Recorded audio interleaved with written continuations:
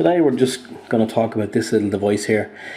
It's a Belkin FM transmitter.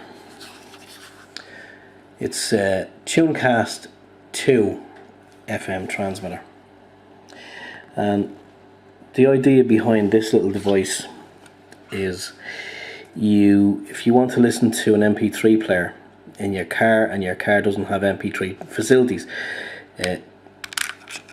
what you do is you plug this end into a phone or an MP3 player or any such device, and then you power the unit on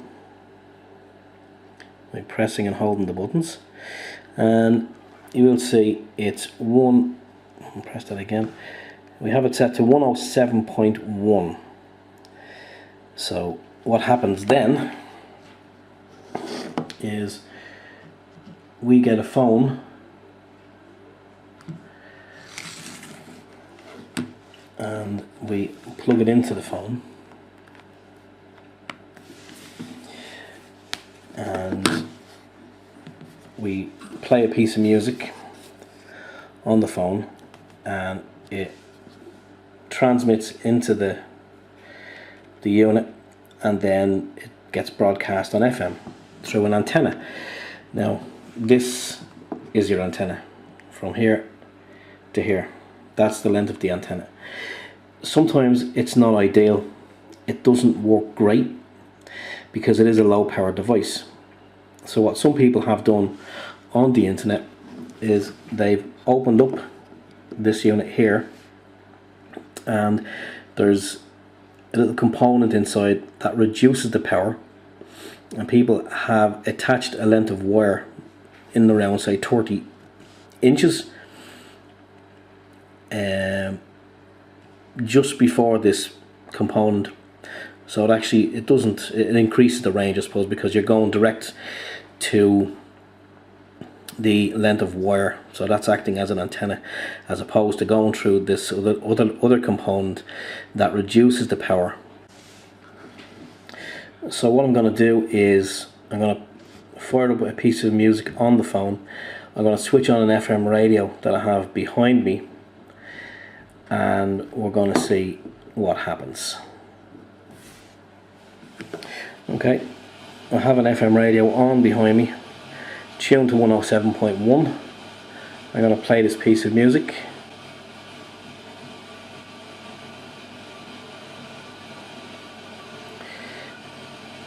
Now the camera may not be picking up, but it's in among the static, it's almost playing the music. Now as I stretch out the wire, the music is audible now. If I put that down,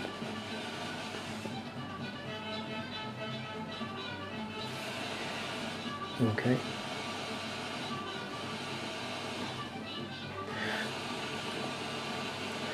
Okay, the music is playing.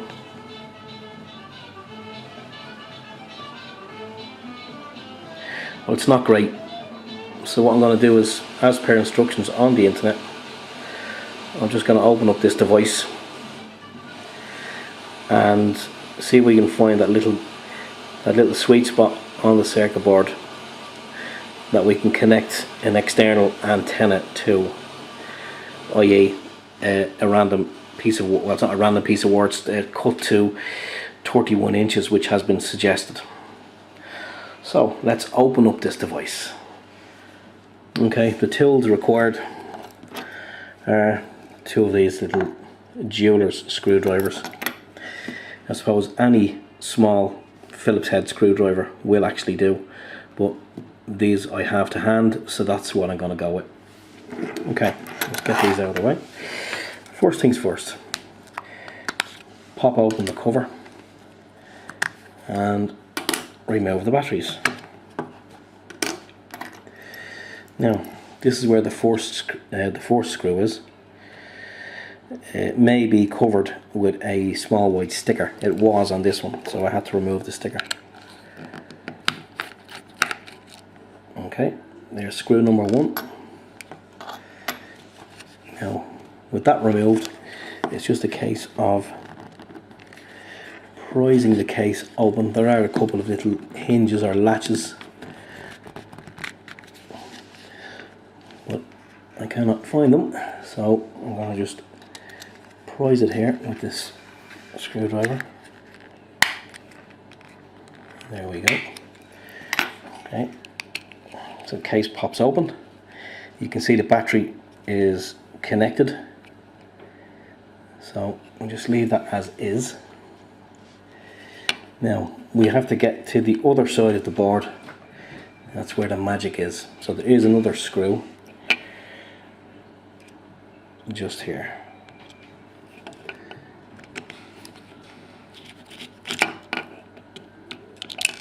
Okay.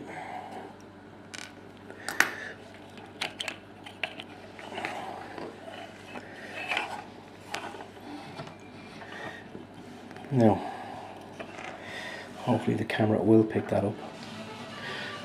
Now, it has been suggested, sorry, I had to put the batteries back in, but it has been suggested that these 4 contacts here are where the magic happens. So what I'm going to do is I'm going to just tip the probe off the multimeter off them and see what happens. So here goes the top left. Okay, that made a difference, as did the one next to it, and the one below, and the one below that. Okay, so tipping the 4 of them does make a difference.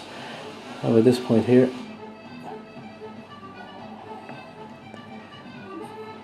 Yeah. I suppose what I would need to do is move away. Maybe if I bring this down to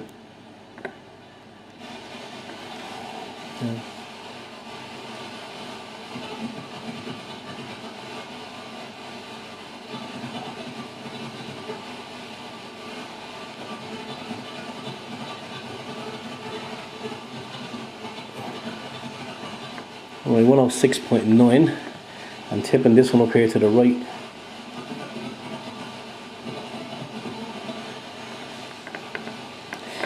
Okay, it does seem that those up there.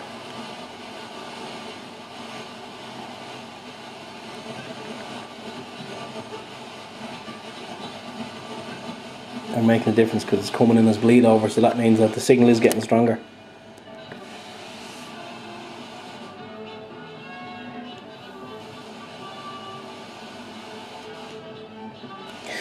Okay, on those contacts there, the top right hand contact, I'm going to try my best to solder a length of wire onto that. Okay, there is a little hole there in the board as well, that seems to make a difference too.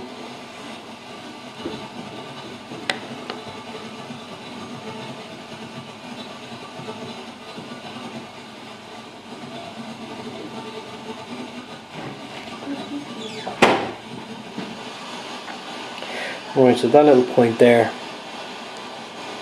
on the board, that little hole is where I'm going to connect up.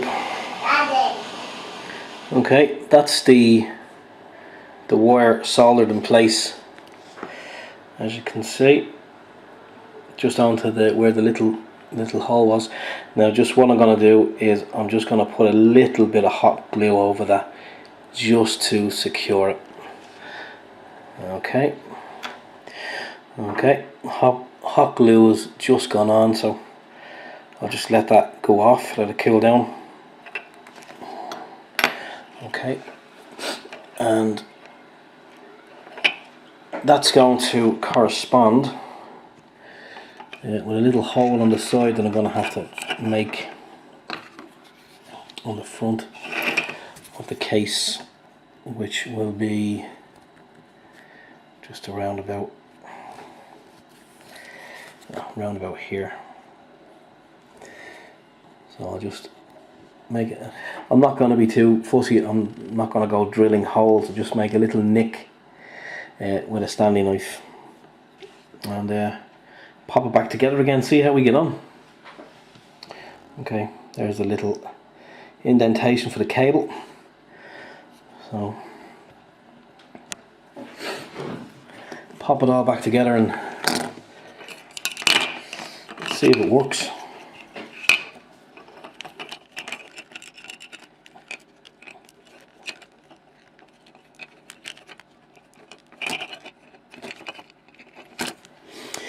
Okay, it's all back together again. There's the new antenna coming out. So pop the batteries back in. Power it up.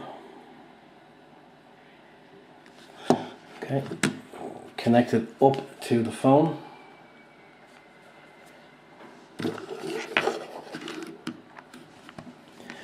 And kick off the music. I have to put the radio on in the background.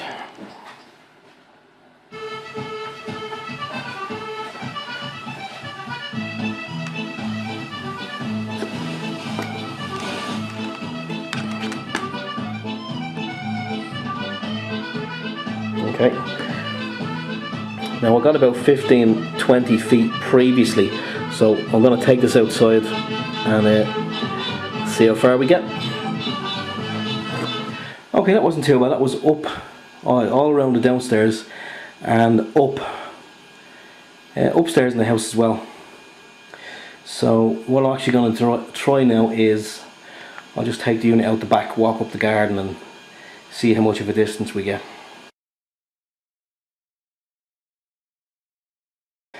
That was a distance up the garden of approximately 40 feet.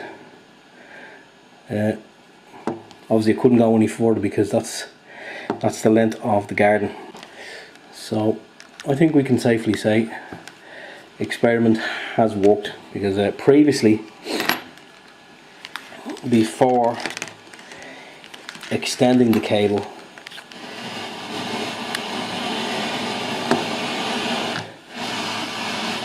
the distance was approximately maybe 10-15 feet. So yeah, we'll call that a success.